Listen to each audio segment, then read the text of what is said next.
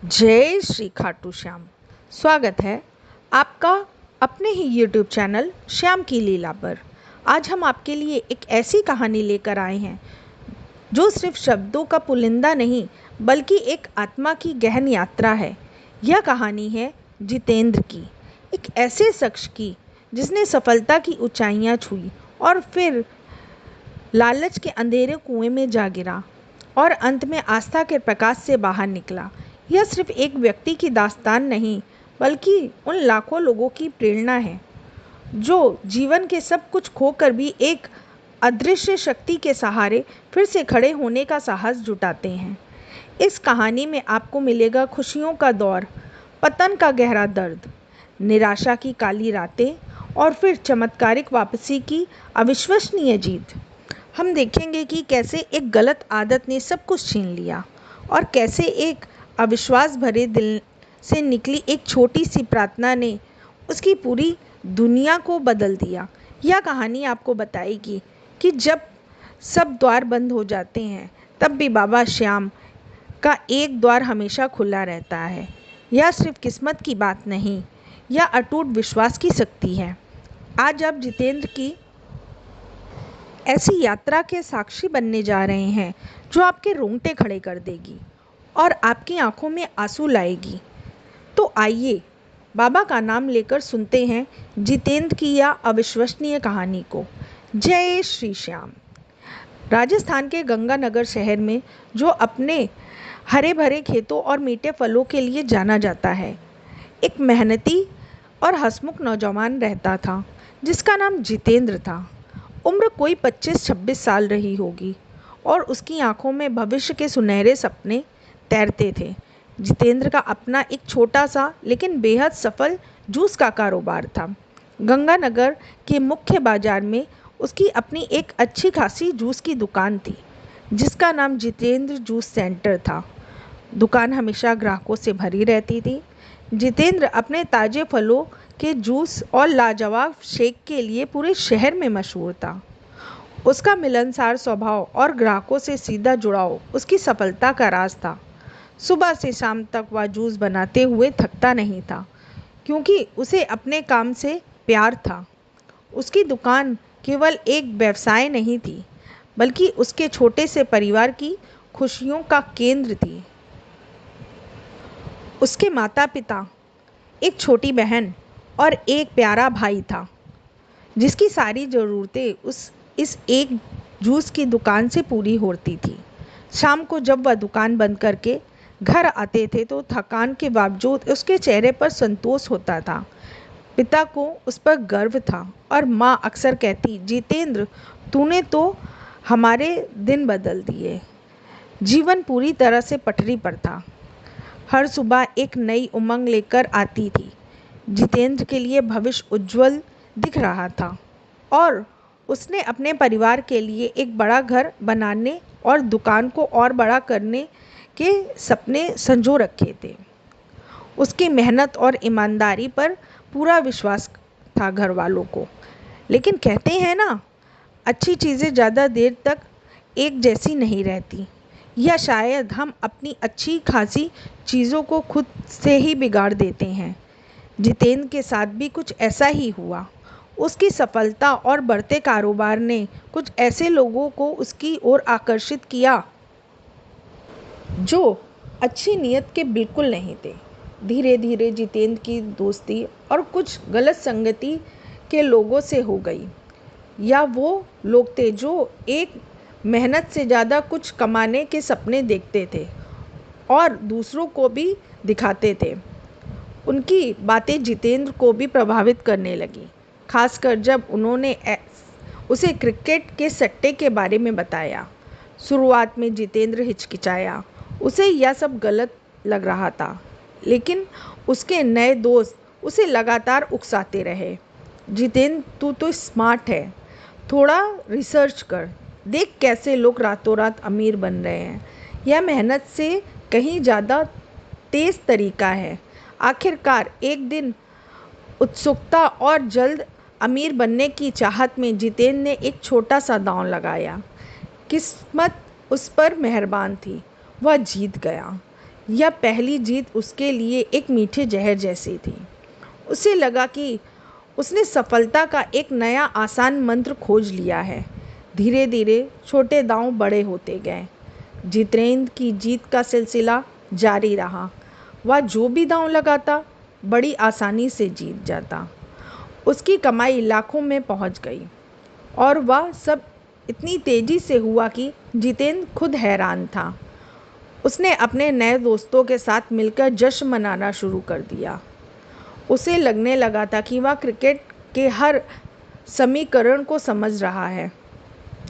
इस नई आसान सी दौलत के नशे में उसने सबसे पहले पुराने स्कूटर को बदलकर एक चमचमाती ब्रांड न्यू गाड़ी खरीदी। घर में उसने महंगे फर्नीचर, बड़ा टीवी और तमाम आधुनिक उपकरण लगवाए। दोस्तों और रिश्तेदारों के बीच उसकी एक अलग ही शाख जम गई। तो उसे जितेंद्र भाई कहकर बुलाते थे और उसकी सफलता की कहानियाँ सुनते उसे लगने लगा कि उसने जीवन में सब पा लिया है जिसकी कभी कल्पना भी नहीं की जा सकती थी।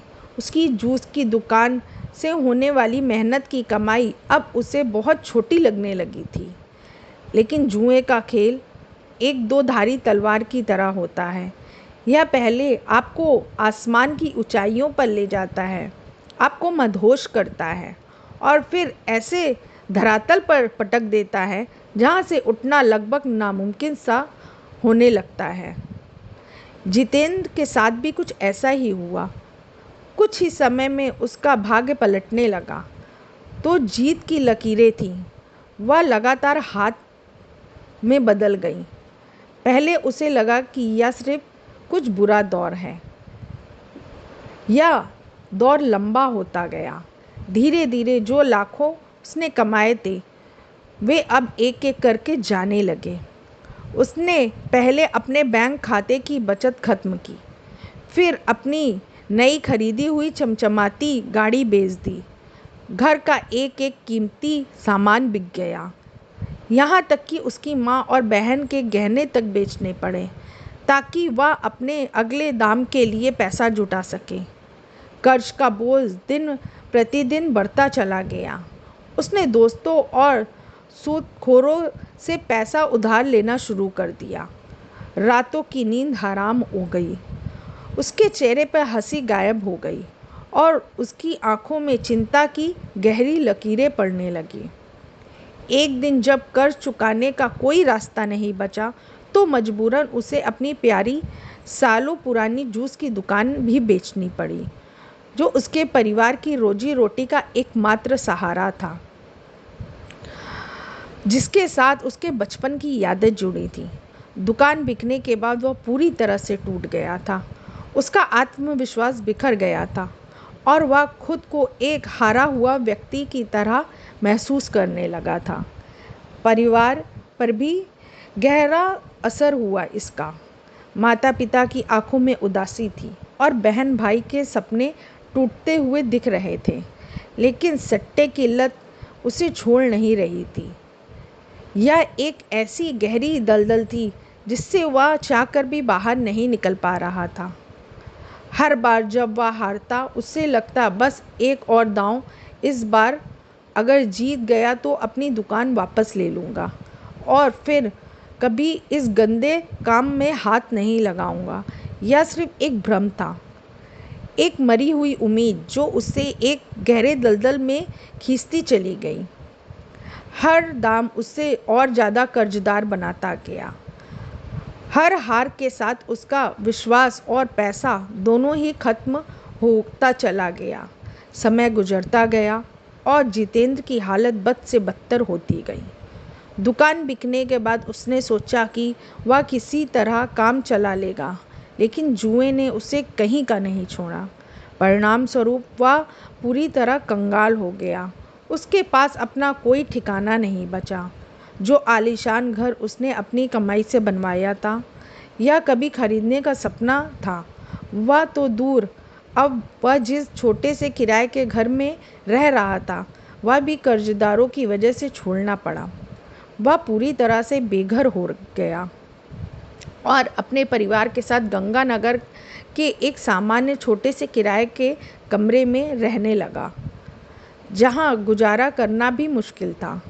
जहां कभी उसकी दुकान में चहल पहल रहती थी, वहां अब सन्नाटा था।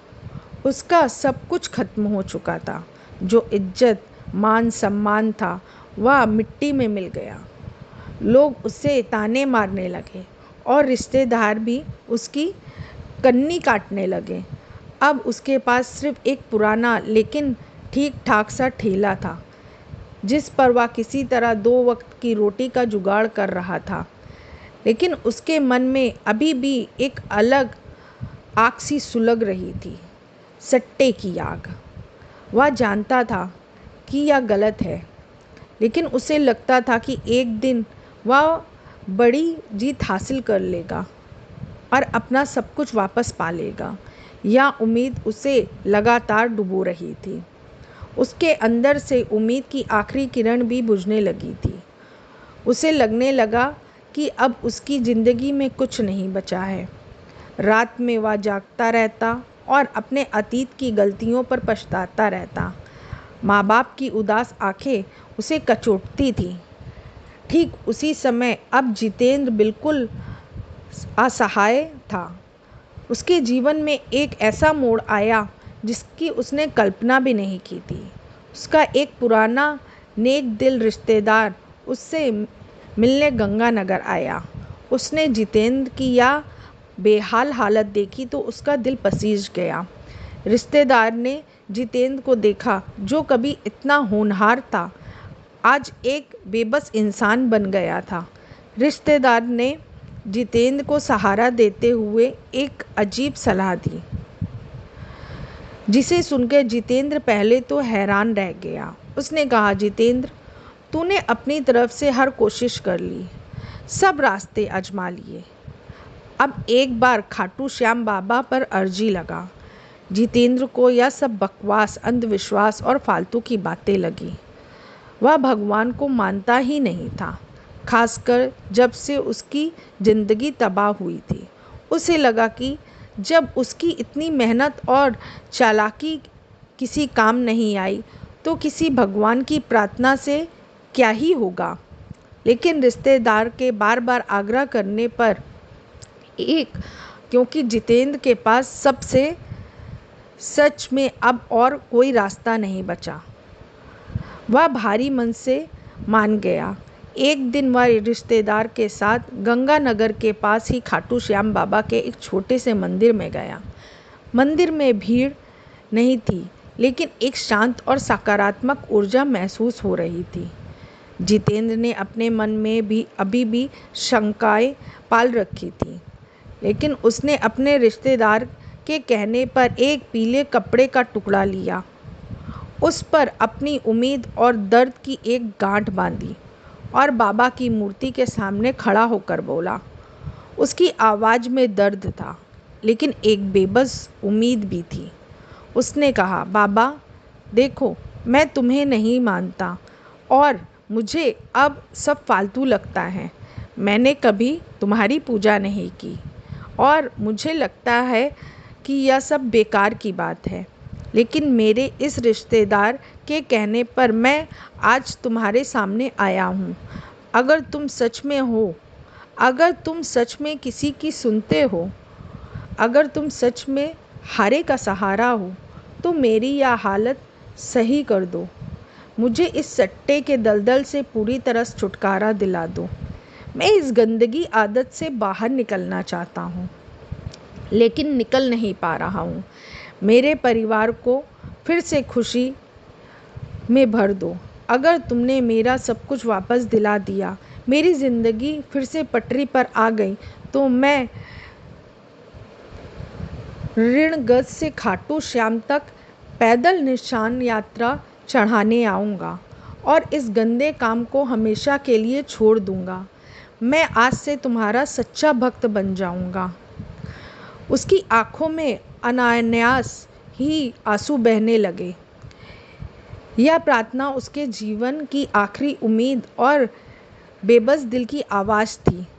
यह पहली बार था कि उसने इतने सच्चे दिल से किसी अदृश्य शक्ति से कुछ मांगा था। मंदिर से लौटने के बाद भी जितेंद्र का कोई खास बदलाव महसूस नहीं हुआ, लेकिन उसके लिए रिश्तेदार ने उसे समझाया कि विश्वास रखो, बाबा सब जानते हैं। अजीब बात थी, लेकिन उस दिन के बाद से धीरे धीरे जितेंद्र का काम में मुनाफा होने लगा। उसके ठेले पर अचानक से ग्राहक बढ़ने लगे, जैसे कहीं से कृपा बरस रही हो। जहाँ पहले मुश्किल से 2-4 ग्राहक आते थे, अब शाम को लंबी लाइनें लगने लगी थीं।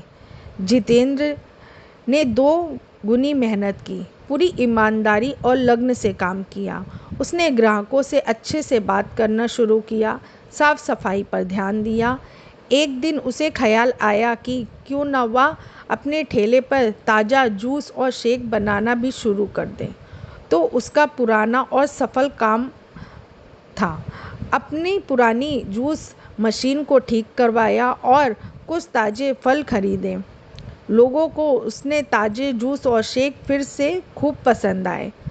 उसकी पुरानी पहचान और विश्वास धीरे धीरे गंगानगर के बाजार में लौटने लगी।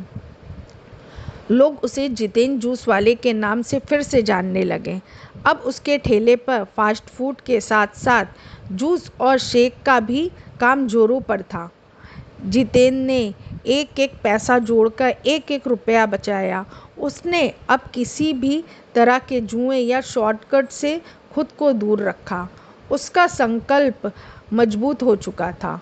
उसने अपनी कड़ी मेहनत और बाबा की कृपा से कुछ ही महीनों में फिर से गंगानगर में एक छोटी सी दुकान किराए पर ली।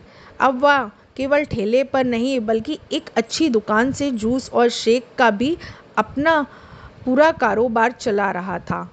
और इस बार वह पूरी तरह से ईमानदारी से काम कर रहा था। उसके परिवार ने भी उसे पूरा सहयोग दिया। जितेंद्र का व्यवसाय दिन दुगनी रात चौगनी तरक्की के साथ बढ़ने लगा। गंगानगर में उसकी फिर से दुकान मशहूर हो गई। उसकी मेहनत और बाबा के आशीर्वाद का फल उसको मिल गया। कुछ ही समय में उसने पर्याप्त पैसा जमा कर लिया। उसने अपनी मेहनत और बाबा के आशीर्वाद से अपनी पुरानी जूस की दुकान वापस खरीद ली। वह दुकान जहां कभी उसकी खुशियां की बुनियाद थी और जिससे उसने जुए के चक्कर में खो दिया था। दुकान की चाबी जब उसके हाथ आई तो उसकी आंखों में आंसू की छलक गए। उसके सबसे पहले बाबा श्याम को मन ही मन धन्यवाद दिया। इतना ही नहीं, उसने कुछ और पैसे बचाए और अपना घर भी खरीद लिया। वही घर जहां उसे कभी बेघर होना पड़ा था। जब वह अपने परिवार के साथ उस घर में वापस गया तो उसके माता पिता और भाई बहन की आंखों में खुशी के आंसू थे। यह एक चमत्कार से कम नहीं था। जितेंद्र की जिंदगी फिर से खुशियों से भर गई थी। उसने सट्टे का काम पूरी तरह से छोड़ दिया था, ठीक वैसे ही जैसे उसने बाबा से वादा किया था।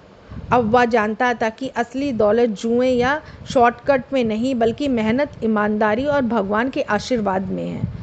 उसका विश्वास अटूट हो चुका था, जैसे कि उसके वादा किया था।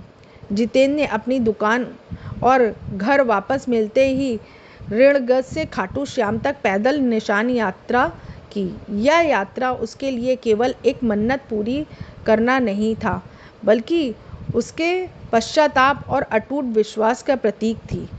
जब वह खाटू श्याम मंदिर पहुंचा और बाबा श्याम के समक्ष निशान चढ़ाया तो उसे ऐसा लगा कि जैसे उसके सारे बोझ उतर गए हों, उसकी आत्मा को परम शांति मिल गई हो। जितेंद्र अब गंगानगर में एक सफल व्यवसाय और एक सम्मानित व्यक्ति था। उसने अपने जुए के दिनों को पीछे छोड़ दिया था। वह हर एकादशी को खाटू श्याम जाता था। उसने अपनी दुकान में भी बाबा श्याम की एक सुंदर मूर्ति स्थापित की थी। वह हर किसी से हमेशा कहता था कि जब हर रास्ता बंद हो जाए तो एक बार बाबा श्याम के दर पर जरूर जाना चाहिए। वह हारे का सहारा है। दोस्तों, जितेंद्र की यह अविश्वसनीय यात्रा हमें सिखाती है कि जीवन में कितना भी बड़ा गलती हो जाए, कितने भी गहरे गड्ढे में क्यों ना गिर जाए, वापसी हमेशा संभव है। बस ज़रूरत है एक सच्चे दिल से मांगी हुई प्रार्थना की, एक अटूट विश्वास की और सही रास्ते पे चलने के दृढ़ संकल्प की। यह कहानी हमें यह बताती है कि बाबा श्याम अपने भक्तों के साथ कभी अकेला नहीं छोड़ते, चाहे वे कितने भी निराश क्यों ना हो। अगर जितेंद्र की यह प्रेरक कहानी आपके दिल को छू गई हो, अगर उसने आपको विश्वास और उम्मीद दी हो कि बाबा की कृपा इस बार मिलती है, तो वीडियो को लाइक करें, अपने दोस्तों और परिवार के साथ साझा करें ताकि यह प्रेरणा और लोगों तक पहुंच सके। कमेंट बॉक्स में जय श्री श्याम लिखना ना भूलें। हमें यह जानकर खुशी होगी कि यह कहानी आपके लिए कितनी महत्वपूर्ण थी। अगर आपने अभी तक हमारे चैनल श्याम की लीला को सब्सक्राइब नहीं किया है, तो इसे अभी सब्सक्राइब करें और बेल आइकन दबाना ना भूलें ताकि आप हमारी ऐसी और भी प्रेरणादायक कहानियाँ सुन सकें। जय श्री श्याम।